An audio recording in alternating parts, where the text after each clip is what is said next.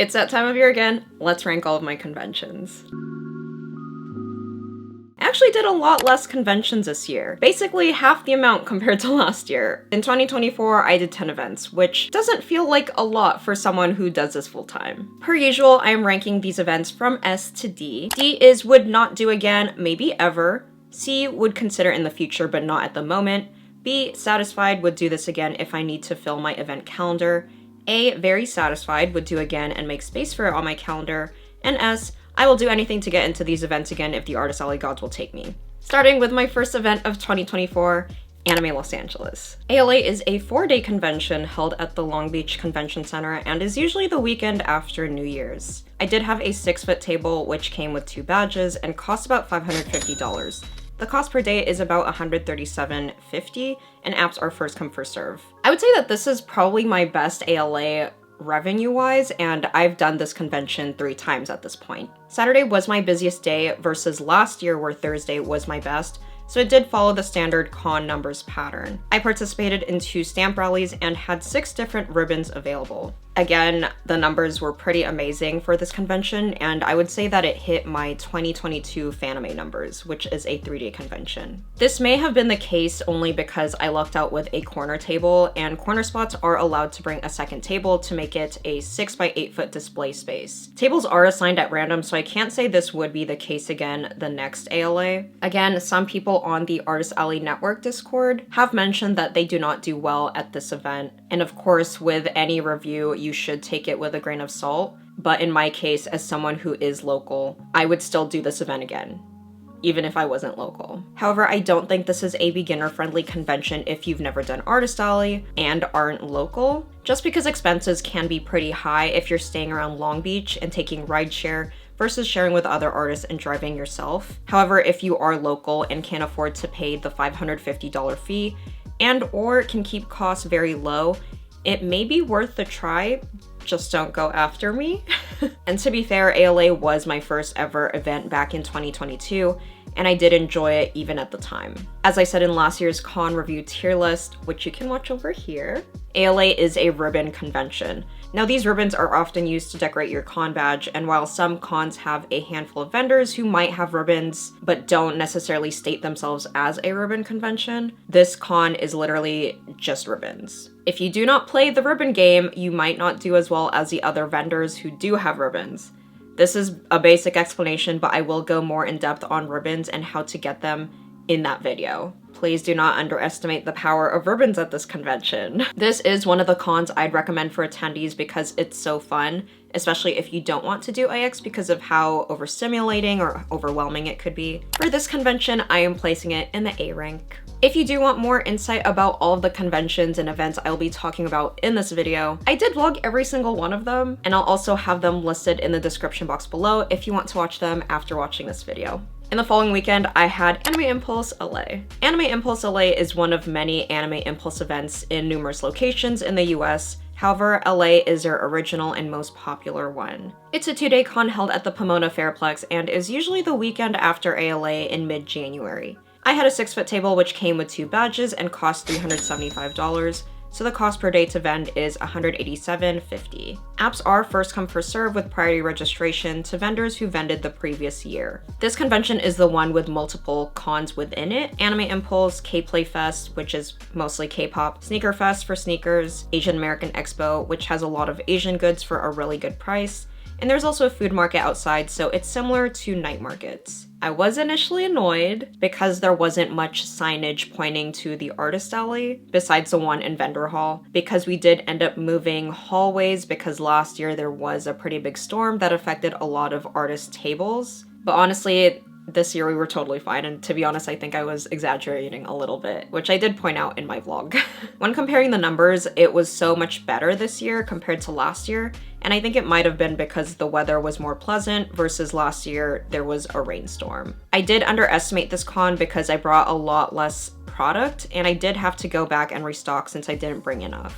As mentioned in every single vlog and in every single video, there is an oversaturation of stamp rallies in anime conventions. And to be honest, I rarely felt the stamp rally saturation until this convention, because nearly everyone was participating in a stamp rally and a lot more attendees were declining to participate in our rallies. I will say that Anime Impulse is leaning towards a more VTuber-centric convention, so if you do sell VTuber merch, you may do well here. I would rank Anime Impulse LA in the A tier. Also, if you're new to this channel, hello, I'm Macy of Mualcaina, and I create content on artist alley, small business tips, and a lot of convention and event vlogs. So if you're interested in any of that, feel free to subscribe to my channel. I also share even more tips and reviews on Patreon, so if you do want to support me on there as well, I will have it linked down below. Time skip to half a year later, I vended at Anime Riverside. This 2-day Nerdbot convention was held at the Riverside Convention Center in early June, and I paid $520 for their exhibitor spot, so the cost per day to vend is $260. This was my second time vending at Riverside. I did their first event, which was pretty amazing for a first year con, and I did miss out on last year because I was vending at Fanime at the time. I have heard that out of all of the Nerdbot cons, which is Anime Pasadena, Anime Las Vegas, and Anime Riverside, Riverside is one of the best performing ones. This could be because there is a much lower ratio of attendees to vendors at this convention compared to Anime Pasadena, where there are just so many vendors, and Anime Las Vegas just doesn't have a lot of attendees. For this event, I was not able to snag an artist alley table and got a spot in vendor hall instead. I would say that Nerdbot conventions have the most frustrating table app process. Basically, you have to download a PDF of the app from their website, fill it out, then email them the completed PDF, and hope they email you back. Fun fact, I was in line for Kinopio Cafe at Universal Japan, stressing whether I would get a table because I was basically emailing Anime Riverside. If you're driving to this convention, it may be worth trying. However, I wouldn't recommend flying for this event for the general artist alley population. Similar to Impulse, I also underestimated this convention, mostly because I was distracted by Anime Expo prep, so I didn't really focus on this event as much as I could have, so I did have to go back and restock the next day. I would place Anime Riverside in my A tier. A month later, I vended at my favorite convention, Anime Expo. Also known as AX, it is the largest anime convention in North America and was held at the Los Angeles Convention Center in early July, and this 4-day convention usually occurs the weekend of 4th of July. I had a 6-foot table which came with 2 badges and cost $650, plus I did pay an additional $100 for another artist alley badge, so the cost per day to vend is $187.50, if not including the additional badge, it's $162.50 per day. New vendors do have to pay $100 more for their artist alley table, and table costs this year went up by $100 because they did include 2 badges instead of just 1 badge. I would say that this is one of the most strict artist alleys out of all of the conventions that I've vended at, because volunteers were going around measuring everyone's displays just to ensure it was under the 7.5-foot height limit. However, some annoyances. The con center did not open South Hall parking, which is the closest lot to Artist Alley, until 7 a.m. or even a little later. Please note that we are supposed to be open and ready by 8:30 because the con doesn't officially open till 9 a.m. However, due to fire marshal, we do need to be ready at least 30 minutes prior just in case they need to open doors earlier than scheduled. So on day 1, we did have to park in West Hall, which is on the other side of AX towards Entertainment Hall, and then just walk all the way over to Kentia Hall, which is pretty far. For some of us who did have to haul in product, it's important that we have easy access to Kentia Hall, which is where Artist Alley is held, and from my understanding, this was not because of AX staff, but issues with the convention center and their parking lot itself. Another thing, while I did not have this frustration because I was on the edge of the Artist Alley aisles, basically I was all the way in the back towards the center. I have heard and seen that the aisles behind artists were much more narrow to allow wider aisles for attendees, because I remember that I used to be able to walk down behind artists if I needed to avoid the crowd, but I didn't even try this year because there was just no room at all. Overall, it was slightly slower this year. I would say that my sales went down by 16%, but my numbers were still amazing this year if you compare it to all of my other conventions. I did have a lot of artist friends who were doing AX for their first time, and some of them did say that they were a bit underwhelmed, but honestly 2024 overall was just a bit shaky financially, so AX was not an exception. While it was safer for attendees to have more space and less crowding, I do admit that it did affect us financially, but I'm still very, very happy with my numbers. This is a convention where I do recommend shipping product. You honestly do not want to sell out in the first couple days, especially if Saturday is much later on in the 4-day period, because it started on a Thursday and then ended on a Sunday. However, I was in a lucky situation where this is one of my very few local conventions, so I do have unlimited stock. I am worried about next year because it seems like all of returning vendors will also be juried, and even if I did get in this year, it is not promised that I will get in next year. This is one of the US anime cons I would highly recommend, and many international artists do go out of their way to vend here as well. Similar to last year, and though no one is surprised, I am placing Anime Expo in my S tier. A month later, I vended at my first East Coast con, Otakon. I realize I get about a month in between conventions starting with June, so it was a really nice change. This 3-day Washington DC con was held at the Walter E. Washington Convention Center in early August. I had the standard table and we lucked out with an 8-foot table because I've been told on the Discord to assume the promised 6-foot table, but plan for a potential 8-foot table. It came with one badge and cost $350 plus $70 for an additional badge, for a total of $420. The cost per day to vend is $140. If not including the additional badge, it's about $116.66 per day. Supposedly it was slightly slower this year compared to last year, according to other Otakon artists, but still amazing numbers. I would say that this is my second best ranking convention after Anime Expo. Also, no stamp rallies at this convention. You're also not allowed to have free with purchase items, so the item that you want to give away must not only require a purchase to receive it. If you want it as a freebie with purchase, it must be available for separate purchase. Basically, I did this with my tote bags where it's free with $50 plus purchase, or you can buy it for $15 separately. For this artist alley, there are 3 ways to get in. I won't explain in this video just because I do a pretty thorough job of explaining it in my Otakon vlog. The attendees were very kind, and I can't really think of any strange interactions at this convention, and they did increase table quantity by 100 or so, which may also account for lower sales since the sales were spread out. I will say though, I was very irritated by the convention center because they basically turned off the escalators during takedown, and there was an hour-long line just to use one set of elevators. So instead, we pretty much walked up 2 flights of stairs, carrying our over 50-pound luggages. Not fun. Besides that, I would rank Otakon in my S tier. This year I only vended at one outdoor event, 626 Night Market Arcadia. Typically I would do a few in the 626 circuit, but I was already burnt out from doing over 10 night markets last year that I only signed up for 2. It costs about $900 for a 10 by 10 space, and it doesn't come with a canopy, tables, or chairs, so you're basically paying for an empty 10 by 10 space. Apps are a mix of first come first serve and juried. You also can't share your table space, and you will need event insurance. Typically events of this size do range around this price. I think OC Japan Fair from 2 years ago when I last did it was about $1,100 to $1,200, so you would have to expect this price for these type of outdoor night market events. I was supposed to vend at 626 Pleasanton in late July, but I did realize that it was the weekend prior to Otakon, and I would be driving to and from NorCal and SoCal, then flying early to DC the following day, and I did not want to put myself in that situation, so I did drop out. As a merch vendor, this event is not recommended unless you're an established vendor, can appeal to a general audience, or are local and can afford the vendor fee. The general pattern for night markets is that it's most busy in the beginning of the summer, which is around June, July, and it dwindles as it gets closer to August and September. I do relatively okay at this event, but if I compare this to anime conventions, where it is a lot less effort for more reward for my type of business, I will always lean towards anime conventions. While night markets are okay for me, I do have other vendor friends like Cloris Creates and Kelsey Kishi Draws who do amazing at night markets, so again, take my words with a grain of salt. If I were to do night markets, I might aim for their June dates, as I try not to vend in July because of summer con season. As someone who primarily works with anime, kawaii type of art, I would rate this event as a B-, but I'll put it in my C tier, mostly because I would consider this event again, but I do need to think on it.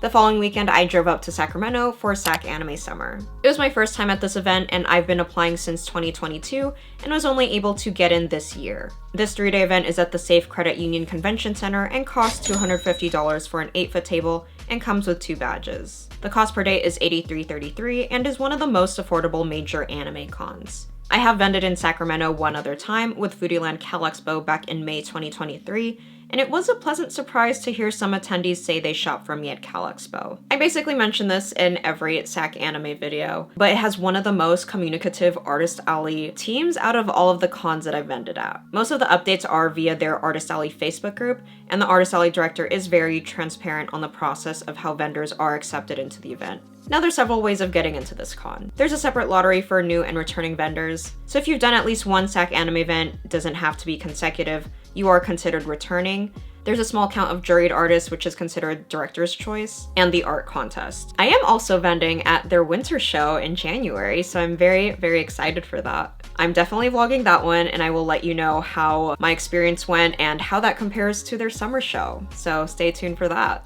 It does feel like there is a community here at SacAnime. It does give off that small con feel, even though it does gather about 30,000 attendees. And financially, at least for me, SacAnime is comparable to Fanime, which is NorCal's other major anime convention, and I probably would have done about the same as my 2023 Fanime numbers had Sac also been a 4-day convention. I would say that this convention is about on par with my Anime Central 2023 numbers. For SacAnime Summer, I would place it in my S tier. After Sac Summer, I took off a couple months and then went back into events with Anime Pasadena. November was one of my most busy months with 3 events total. This 2-day SoCal Con was held at the Pasadena Convention Center, and this con is usually the first or second week of November. I had an 8-foot table which came with 2 badges and cost $320 for their Artist Alley spot. So the cost per day to vend is $160. That process is pretty much the same as Anime Riverside, where it's basically first come first serve / jury.